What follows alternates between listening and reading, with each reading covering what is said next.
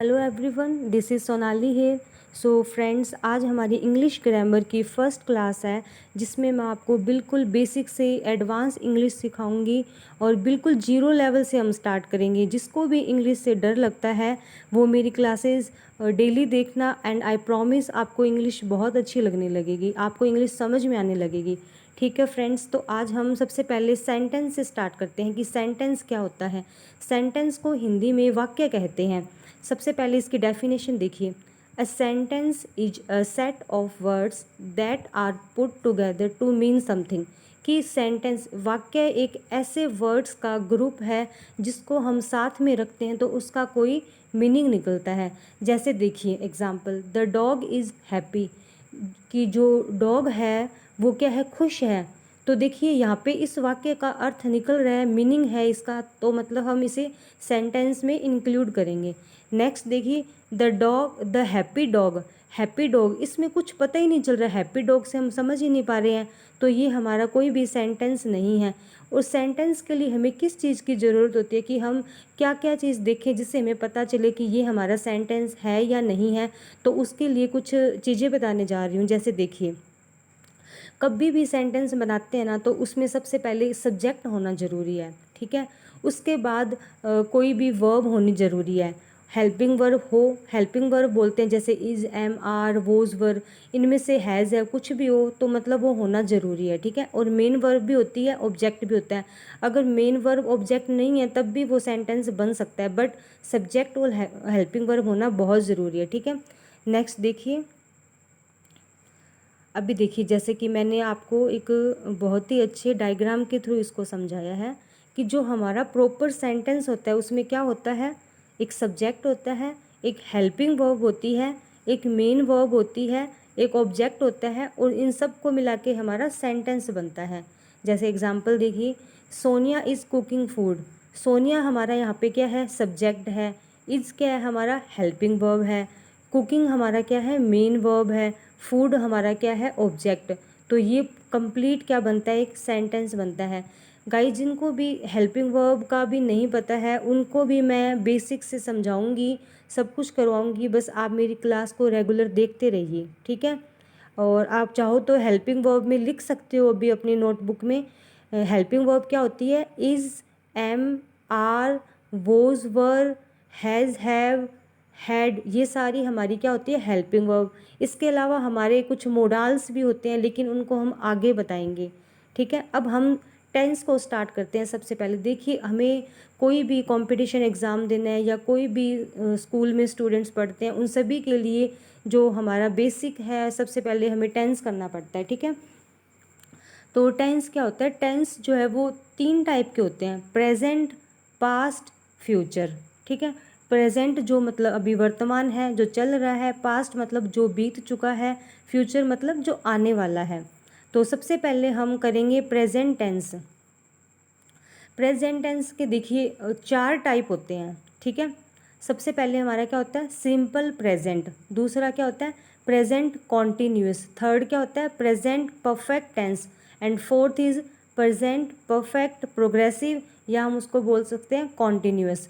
तो देखिए, simple present क्या होता है, नॉर्मली जो काम हो रहे हैं, जो अभी चल रहे हैं, वो सारे सिंपल प्रेजेंट में आते हैं, ठीक है। जैसे कि आगे मैं आपको इसको अच्छे से एक्सप्लेन करूँगी, अभी थोड़ा ब्रीफली इसको बता रही हूँ, ठीक है। फिर आता है प्रेजेंट कॉन्टिन्यूस। प्रेजेंट कॉन्टिन्यूस का मतलब होता है कि कोई काम हम कर रहे हैं और वो कंटिन्यू चल रहा है, मतलब अभी उस मतलब प्रोग्रेसिव है कोई वर्क जो है, ठीक है। फिर नेक्स्ट है प्रेजेंट परफेक्ट टेंस, मतलब कोई काम हमें हमने जस्ट अभी किया है, मतलब काम कंप्लीट हो चुका है बट जस्ट अभी हुआ है, मतलब उसको ज़्यादा टाइम नहीं हुआ है, नाउ या फिर 5 मिनट पहले, ठीक है। मतलब अभी काम कंप्लीट जस्ट हुआ है, उसको बहुत टाइम नहीं हुआ है। जैसे कल हमने कोई काम किया, परसों हमने कोई काम किया, तो वो प्रेजेंट परफेक्ट टेंस नहीं होगा क्योंकि वो पास्ट में जा चुका है। बट रिसेंटली जो वर्क हुए हैं वो सारे किस में आएंगे, प्रेजेंट परफेक्ट टेंस में आएंगे। नेक्स्ट है प्रेजेंट परफेक्ट प्रोग्रेसिव, कि मतलब हमने थोड़ी देर पहले जो काम स्टार्ट किया वो अभी भी चल रहा है, ठीक है। इसमें एक्चुअली क्या है, प्रेजेंट कॉन्टिन्यूस और जो प्रेजेंट परफेक्ट प्रोग्रेसिव है ना, इन दोनों में सिमिलैरिटी तो नहीं है, बट फिर भी आप मतलब थोड़ा सिमिलर है, बट इनके कुछ रूल्स होते हैं जिससे हम इनको डिफ्रेंशिएट कर सकते हैं, और मैं आगे चल के आपको समझाऊंगी।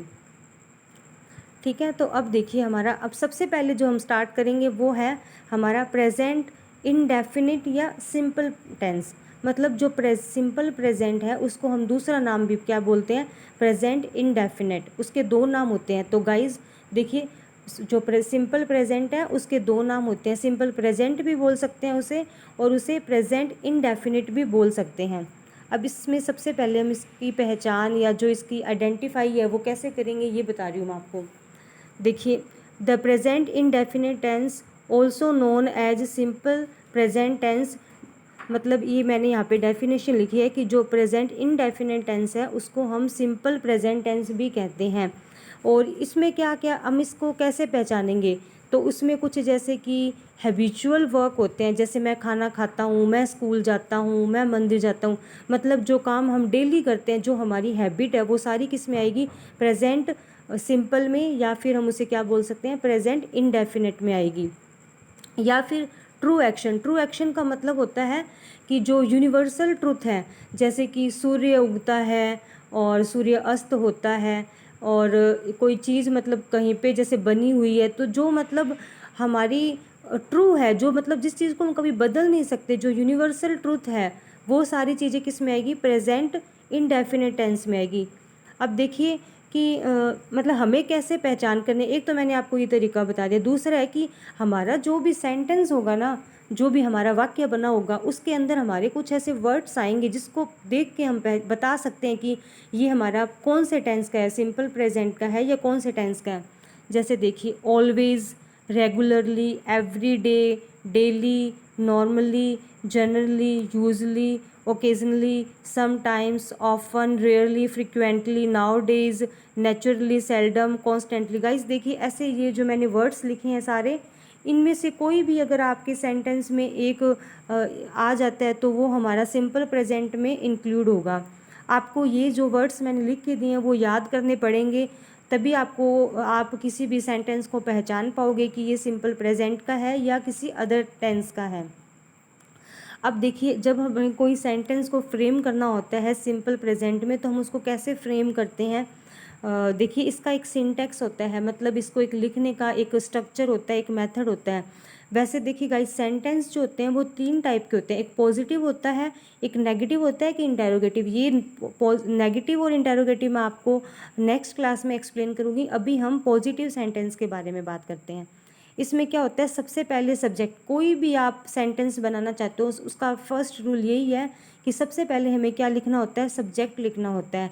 उसके बाद हमें हेल्पिंग वर्ब लिखनी होती है। हेल्पिंग वर्ब के बाद गाइस, इसमें थोड़ी सी मिस्टेक है पीपीटी में, और आप चेंज कर लेना, कि सबसे पहले सब्जेक्ट लिखना होता है, उसके बाद हमें हेल्पिंग वर्ब लिखनी होती है, उसके बाद हमें मेन वर्ब लिखनी होती है, उसके बाद एस और ई एस, ये सिर्फ और सिर्फ जो हम सिंपल प्रेजेंट टेंस बना रहे हैं उसी में लगाना होता है, आगे किसी में नहीं लगाना।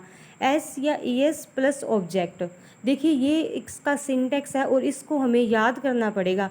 जब हम इसको याद कर लेंगे तभी हम आगे कोई भी सेंटेंस को फ्रेम कर सकते हैं। ओके, तो देखिए, अब हमें कैसे पता चलेगा कि हमें वर्ब की फ़र्स्ट फॉर्म लगानी है और उसके साथ एस लगाना है, या उसके साथ ई एस लगाना है, या सिर्फ और सिर्फ वर्ब की फ़र्स्ट फॉर्म लगानी है।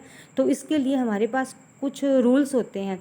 तो हमें सबसे पहले अगर ये मतलब हमें लगाना है तो हमें सब्जेक्ट को देखना पड़ेगा। If subject is I, you, we, they और प्लूरल। फ्रेंड्स देखिए कि अगर हमारा सब्जेक्ट आई है, यू है, वी है, दे है या प्लूरल है, इनमें से अगर कुछ भी आ जाता है तो हमें सिर्फ और सिर्फ वर्ब की फ़र्स्ट फॉर्म लगानी होती है, उसके साथ हमें एस या ई एस नहीं लगाना होता है। ठीक है। नेक्स्ट देखिए, अगर हमारा सब्जेक्ट ही है, शी, इट, नेम, नेम में जैसे कोई भी राम, श्याम, काजल, अनीता, सुनीता कुछ भी आ जाता है, अगर हमारा सब्जेक्ट इनमें से कुछ भी है तो हमें वर्ब की फ़र्स्ट फॉर्म के साथ एस या ई एस लगाना पड़ेगा। ठीक है।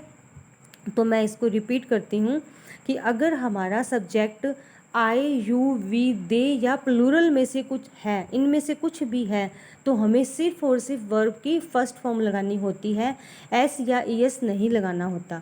अगर हमारा सब्जेक्ट ही, शी, इट या नेम है तो हमें वर्ब की फ़र्स्ट फॉर्म के साथ साथ एस या ई एस लगाना पड़ता है। अब हमें एस किसके साथ लगाना है, ई एस किसके साथ लगाना है, इसके बारे में मैं आपको बताती हूँ। देखिए एस को आप एक बार भूल जाइए, जब हम याद कर लेंगे कि हमें किन के साथ ई एस लगाना है तो इनके अलावा जो भी बचेगा उसके साथ हमें क्या लगाना पड़ेगा, एस लगाना पड़ेगा।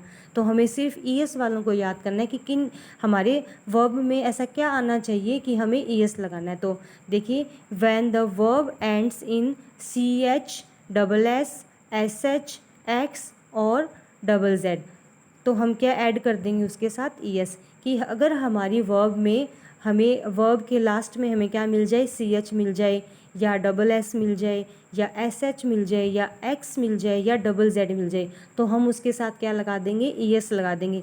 अगर इनके अलावा वर्ब में कुछ भी आ रहा है तो हम एस लगाएंगे। बस फ्रेंड्स हमें ना जो भी मतलब ये ईजी टॉपिक है, इतना टफ भी नहीं है, बस हमें इसके जो सिंटेक्स है उसको याद करना है।